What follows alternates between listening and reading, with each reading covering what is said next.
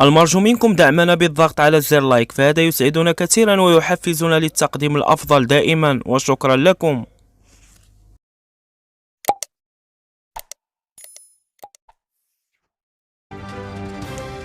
تحية طيبة لكم أينما كنتم. الغاز الطبيعي هو أحد المصادر الرئيسية في التحول الطاقي، وفي وقت تعاني فيه معظم دول العالم من أزمة الطاقة، يجند المغرب كل الإمكانات اللازمة لتعزيز سيادته في هذا القطاع.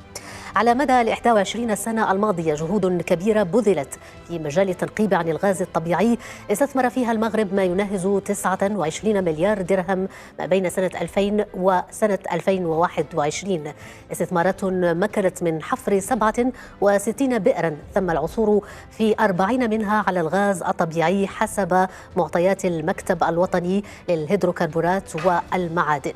ووفق خبراء الحتمية الجغرافية للبلاد تشير إلى وجود احتياطات كبيرة من الغاز في البلاد، وضع جعل شركات عالمية تتهافت على المملكة من أجل الحصول على عقود للاستكشاف والتنقيب عن الغاز، وهو ما يفتح آمالا حول نتائج هذه العمليات من التنقيب وانعكاساتها على الاقتصاد، على التنمية، خاصة في سياق موسوم بأزمات اقتصادية وتقلبات الأسعار، وهو ما سنناقشه في عدد اليوم من مغرب التنمية مع ضيفنا الخبير الاقتصادي الأستاذ دريس العلاوي، بعد أن نشاهد هذا التقرير. بخطى ثابتة يمضي المغرب نحو تعزيز سيادته الطاقية، مجندا في سبيل ذلك جميع الإمكانات اللازمة. في هذا السياق أعلنت وزيرة الانتقال الطاقي والتنمية المستدامة ليلى بن علي شهر أبريل الماضي ولوج المملكة رسميا إلى السوق الدولية للغاز المسال. بعدها بأشهر كشفت الوزيرة عن توقيع المغرب أول عقود الغاز، خطوة تعد تاريخية إذ أن سوق الغاز الطبيعي المسال تتيح تعدد المصادر والأسعار، ما سيعزز الأمن الطاقي للمملكة ويخلق المزيد من التنمية المستدامة. المغرب يزخر بأحواض بحرية وبرية متعددة يمكن أن تكون مواتية لتراكم النفط والغاز.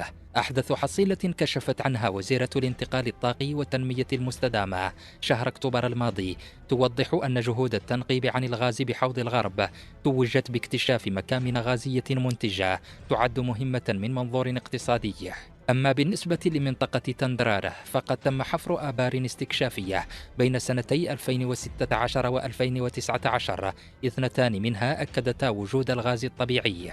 وفيما يتعلق بمنطقة العرائش البحرية تم إنجاز بئر استكشافية أبانت نتائجها الأولية عن وجود إمكانات غازية، ويتوقع أن يتم الانتقال إلى مرحلة الاستغلال ما تم 2024.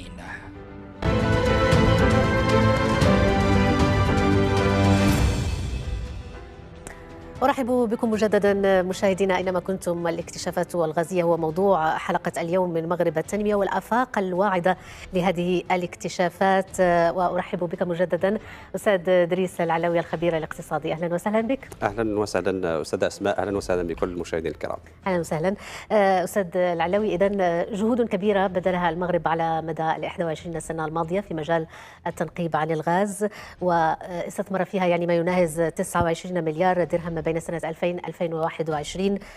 في حال توجت هذه الجهود بمكامن واكتشافات غازية، أولا ما الآثار الاقتصادية والتنموية التي ستنعكس على هذه عن طريق يعني من خلال هذه الاكتشافات؟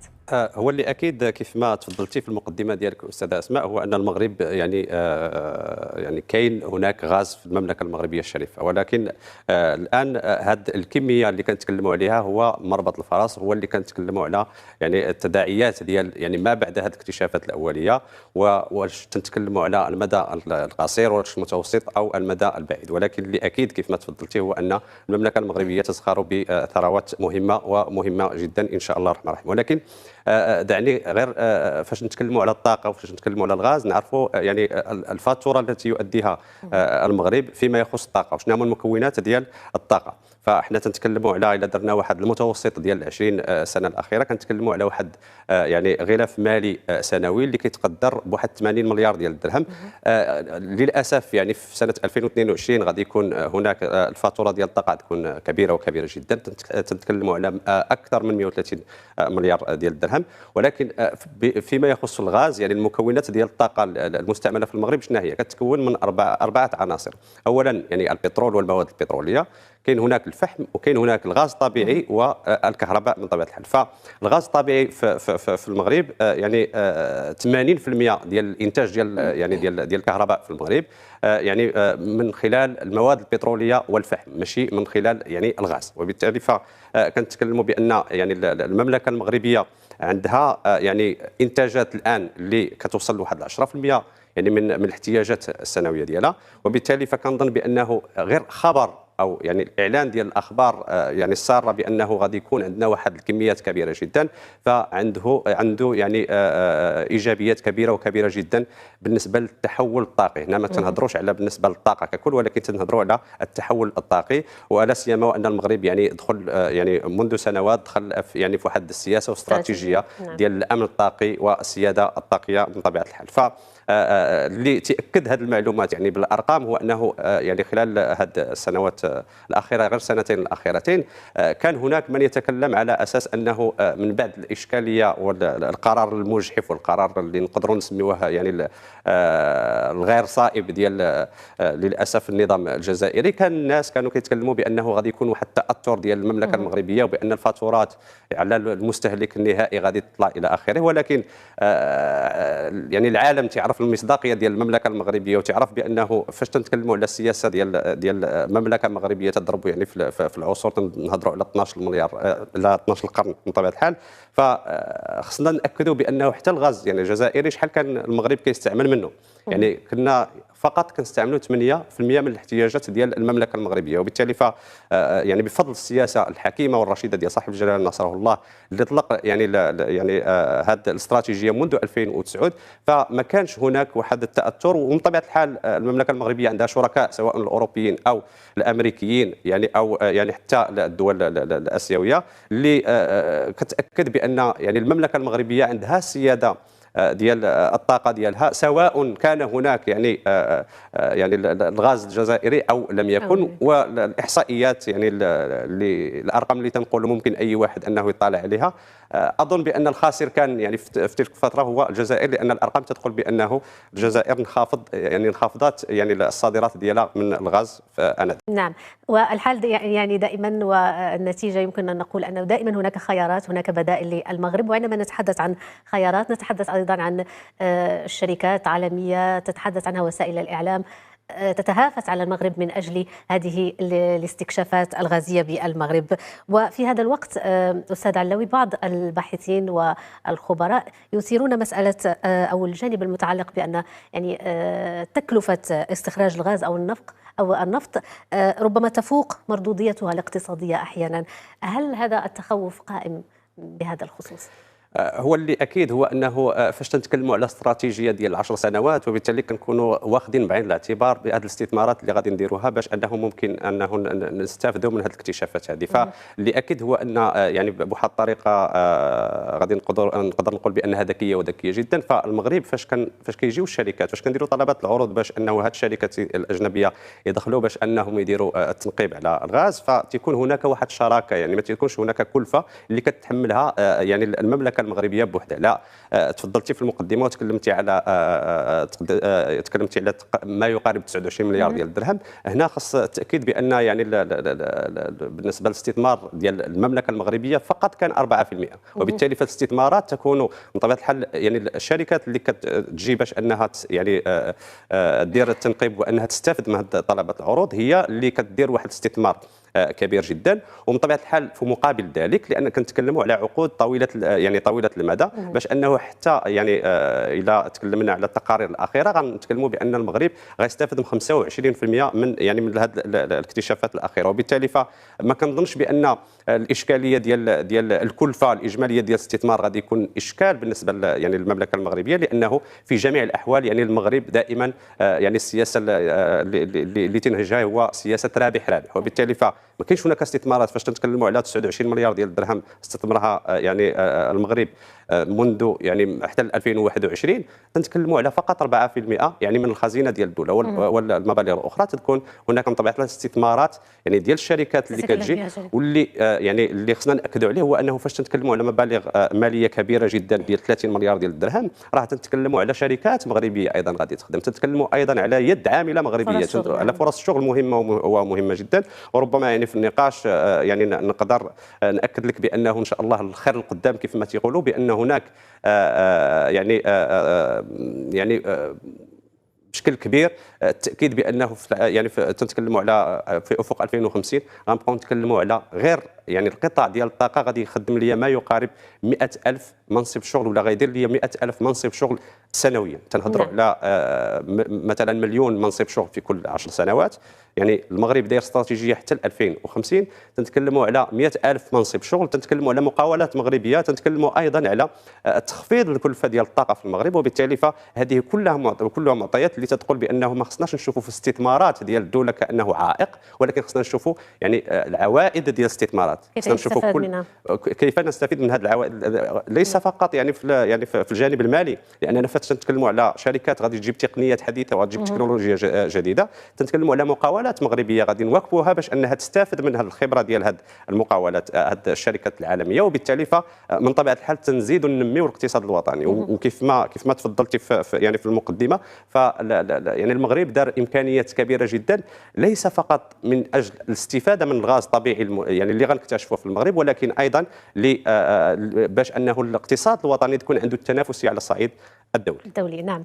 إذا لمن يتساءل عن تكلفة هذه العمليات، عمليات التنقيب، لا تكلف خزينة المملكة أموال هامة، والشركات هي من تتكلف بهذه في جزء كبير منها الشركات هي اللي كتكلف يعني بالاستثمارات. نعم. طيب، في دائما نفس السياق، شهر أبريل الماضي المملكة دخلت رسميا إلى السوق الدولية للغاز المسال. بعدها بأشهر الوزيرة يعني كشفت عن توقيع المغرب لأول عقود الغاز. مثل هذه الأخبار أي انعكاسات لها، وهذه الخطوة مثلا أي انعكاسات لها خصوصا في ظل السياق الحالي الموسوم بالحاجة إلى الغاز؟ هو يعني كنتيجة أولية هو أنه بما أن يعني المملكة المغربية يعني تنتكلموا على عقود مع هذه الشركات باش أنه نجيبوا يعني الغاز الطبيعي المسال. فأول نتيجة هو أنه المغرب استطاع أنه يقتصد الثلث ديال المبالغ اللي كنا كنخسروها فيما يخص استيراد الغاز. للاسف كان هناك كان هناك يعني تقارير تتكلف على الكلفه ديال 5 مليار ديال الدرهم اللي كانت يعني كان المغرب يعني تيدير بورسيها ولا كي تنتحملوها. الان من خلال هذه العقود المغرب اول يعني نقطه مهمه جدا بالنسبه لي هو اننا درنا التامين الطاقي والتامين ديال الحاجيات ديال المملكه المغربيه لل10 سنوات المقبله. يعني فاش تنتكلموا على استراتيجيه على 40 سنه وتنقولوا بانه ال10 سنوات المقبله حلينا الاشكاليه، وعلاش تنقولوا بانه غير الاقتصاد ديال هذا الثلث ديال المبلغ ديال 5 المليار لا يقل اهميه ايضا على انه التسريع ديال التنزيل ديال الاستراتيجيه الوطنيه للامن الطاقي، لانه تنعرفوا بانه الغاز الطبيعي يعني الهدف منه هو يعني انتاج الكهرباء. تنعرفوا بانه يعني باش اننا ممكن اننا نوصلوا للاهداف المسطره في النموذج التنموي الجديد والاهداف المسطره من خلال يعني الاستراتيجيه الوطنيه للامن الطاقي، خصنا انه ضروري غادي نستعملوا الغاز. وكنعرفوا ايضا ان الاتحاد الاوروبي الشريك الاول والشريك يعني الاول للمملكه المغربيه بانه تم يعني حتى التصنيف ديال الغاز يعني صنفوا بانه اقل يعني ضررا للبيئه، وبالتالي غادي نستعملوه في الانتقال الطاقي وليس كطاقه بديله يعني على المستوى البعيد. نعم. وفي هذا السياق طبعا الغاز الطبيعي كما أشرت يعد ركيزة أساسية في الاستراتيجية الوطنية للطاقة، والمملكة وضعت استراتيجية للطاقة في أفق 2050. لكن السؤال، بما أننا نتحدث عن آفاق الغاز بالمغرب أو الآفاق الغازية، هل يمكن اعتبار نجاح هذه الاستراتيجية الطاقية يمر أو يعتمد على هذه الاكتشافات الغازية التي توالى الحديث عنها في الفترة الأخيرة؟ هو الجواب يعني أكيد الجواب بالنفي، لأن السيدة الوزيرة تكلمت يعني بوضوح بأنه الاستراتيجية الوطنية للأمن الطاقي يعني خصنا ناخذها بمعزل عن اكتشافات الغاز. اذا كان المغرب يعني يعني تحقق هاد النتائج المبهره على الصعيد يعني الدولي فيما يخص الصناعات وفيما يخص يعني التنوع الاقتصادي للمملكه يعني للاقتصاد الوطني، يعني بدون اكتشاف الغاز. فلك ان تتصوري يعني باكتشاف الغاز كيفاش اننا غادي ربما الاهداف المسطره في افق 2050 ربما غنحققوا هذه الاهداف قبل ذلك. والدليل على ذلك هو انه رغم ان المغرب ما كيتوفرش على ثروات طبيعيه بتروليه يعني في هذه السنوات الاخيره، تنتكلموا على يعني قطاع صناعي مهم جدا اللي اكد يعني علو الكعب ديالو على الصعيد العربي. ويعني مؤخرا كان التقرير ديال اللي كيصنف يعني المملكه المغربيه كثالث دوله عربيه في الصناعات التحويليه. فاش تنقولوا بانه يعني الغاز غادي يساهم في واحد اكتشافات الغاز، والغاز غادي يساهم باننا يعني نقصوا من هذاك يعني المده الزمنيه لتحقيق الاهداف ديال الامن الطاقي، فماشي بالضروره اننا نقولوا بانه غادي نوصلوا لهذه الاهداف اذا كان هناك اكتشاف ديال الغاز في المملكه المغربيه. ولكن اذا سمحتي لي استاذ اسماء، غير أن يعني نبغي ناكد على معطيات مهمه جدا، لان فاش تنتكلموا على مثلا غير الطاقات المتجدده في المغرب، فعندنا هدف بانه نوصلوا ل 52% من هنا لسنه 2030. ايضا المغرب يعني تتكلم اللغه الاقتصاديه العالميه الان. اللغه الاقتصاديه العالميه الان هو الاقتصاد الاخضر، هو اننا نمروا من الطاقات يعني من الطاقه الاعتياديه الاحفوريه اللي تنعرفوا الطاقه اللي صديقه للبيئه. وتنعرفوا بان كاين هناك التزامات ديال المملكه المغربيه اخرها يعني الورقه ديال باريس، الالتزامات ديال الاتحاد الاوروبي وايضا الولايات المتحده الامريكيه والصين. وهنا تنتكلموا على الاتحاد الاوروبي فاش تيتكلم بانه خاصه يعني في افق 2050 تكون هناك حياد للكربون. فهنا تنتكلموا بانه البديل والمستقبل للاقتصاد العالمي يعني سيكون في المملكه المغربيه. وهنا ضروري انني نشير بانه يعني تقرير ديال البنك الدولي كيتكلم بان المملكه المغربيه يعني واحده من 5 دول عبر العالم اللي عندها واحد المستقبل واللي هو البديل ديال الطاقه الاحفوريه على الصعيد الدولي. وهذه كلها معطيات، كلها مؤشرات اللي تتاكد بان الاقتصاد الوطني لكن يعني بالفاتوره الطاقيه حاليا يعني، والاقتصاد الوطني الحمد لله في المراتب الاولى، وانه يعني تبين بانه عندنا تنافسيه على الصعيد العالمي. فاش غادي من طبيعه الحال يعني نديروا الانتقال الطاقي وندوزوا للطاقه النظيفه، فاكيد بانه المغرب سيدخل يعني في الدول الكبرى الصناعية. نعم، إذا المملكة انتبهت إلى هذا التوجه الجديد نحو الانتقال الطاقي من خلال هذه الاستراتيجية الطاقية. ولكن عندما نتحدث عن يعني إلى جانب البحث عن التنقيب عن الغاز، ما هي أستاذ علاوي بدائل وخيارات المغرب التي يتوفر عليها ويعول عليها اليوم من أجل مواجهة كل التحديات المرتبطة بتوريد الغاز، تقلبات الأسعار، بهذه الأزمة الاقتصادية العالمية؟ البدائل المغرب بدأ في تنزيلها. يعني الخطوة الأولى هي يعني العقود اللي مضتها المملكة المغربية مع الشركات باش أننا يعني نديروا الاستيراد ديال الغاز المسيل، ومن بعد باش ما ندخلش في يعني في حيثيات تقنية محضة، باش من بعد أننا نحولوه الغاز الطبيعي. وهنا تنتكلموا على أولا مخزون اللي غادي يسد الحاجيات ديال المغرب، وأيضا تنتكلموا على المخزون الاستراتيجي أو ديك لو ستوك دو ريسك، يعني ديك المخزون الاستراتيجي باش أنه المملكة المغربية ما يكونش عندها اشكاليه يعني في العشر سنوات او ال20 سنه المقبله. ايضا في موازاه مع ذلك تنتكلموا على يعني السياسه الطاقيه باش اننا يعني نطوروا يعني الطاقه الشمسيه، الطاقه الريحيه والطاقه المائيه. وهنا لابد انني نشير بانه يعني المغرب يعني كيعمل بجد وباجتهاد على اساس انه يعني العالم يتجه نحو الاقتصاد الاخضر، والمغرب يتوفر على ثروات مهمه جدا فيما يخص الهيدروجين الاخضر، وبالتالي فالمغرب يمر الى السرعه القصوى. والدليل على ذلك هو انه حتى التبعيه ديال المملكه المغربيه للطاقه الاجنبيه، تنتكلموا بان المغرب داز من 98% يعني كتبعيه للطاقه الاجنبيه، دزنا الان في 2022 2021 88%. الهدف يعني في 2040 هو اننا يكون عندنا تبعيه ديال فقط 35%، وفي افق 2050 يكون عندنا 17% ديال التبعيه ديال يعني للطاقه والاستيراد الطاقه اللي من طبيعه الحال من اجل الصناعات ومن اجل بطبيعه الحال يعني التطور الصناعي في المغرب. فاش تنتكلموا على هذه المعطيات هذه الاستاذه اسماء، خصنا نشيروا بانه فاش غنتكلموا على اقتصاد مبني على الطاقه النظيفه ونمشيو في التوجه العالمي، يعني اللي كيف ما قلت نتكلم نفس اللغه، تنهضروا على تنافسيه المقاولات المغربيه. يعني انا فاش غادي يكون عندي يعني اسعار تنافسيه فيما يخص الطاقه بشكل مباشر، ان غادي نعاون المقاولات المغربيه وغيكون عندها تنافسيه على الصعيد الاقليمي وعلى الصعيد الدولي. وهنا لابد الاشاره بانه حتى المستثمرين الاجانب تنهضروا يعني في الفتره الاخيره على الاستثمار ديال بريطانيا لاكثر من 50 مليار ديال الدرهم في المغرب. راه ماشي من فراغ غادي يجي هذا الاستثمار، لما كناش عارفين بان او لما كانتش يعني بريطانيا والدول الاوروبيه والولايات المتحده الامريكيه كيعرفوا بان مستقبل الاقتصاد ومستقبل المحرك الاقتصادي هو الطاقه المتجدده، وهو يعني وهو يعني المحور المهم جدا للمغرب من طبيعه الحال كيراهن عليه باش انه يدوز للسرعه القصوى في الاقتصاد الوطني. نعم.